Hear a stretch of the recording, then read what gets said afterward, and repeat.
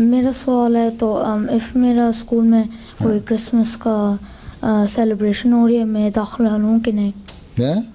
If तो कुछ Christmas की सेलिब्रेशन हो रही क्रिसमस की सेलिब्रेशन हो रही है कब? है, मैं तो पार्टिसिपेट करूँ कि नहीं? पार्टिसिपेट करना है? क्या करूँ। करना है? इफ़ तो करना है वो को मना रहे हैं तो उनको स्कूल में अगर कंपलसरी है तो शामिल बैठ जाओ, हो जाओ, क्या हर्ज है। पर ये याद रखो, उनको बता दो कि जीसस प्रॉफिट ऑफ गॉड तो है, जीसस सन ऑफ गॉड नहीं। ठीक? जी। उसे ये पता होना चाहिए तुम्हें, ठीक है।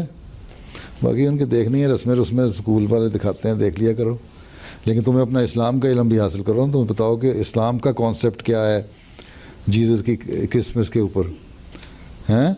जी। क्रिसमस की खुशी मनाते हैं तो हम तो कहते हैं उनकी खुशी और है, ठीक है। वो तो कॉन्सेप्ट अपना है ना, वो बताओ। जी। तक बैठ जाओ। जज़ाकल्लाह।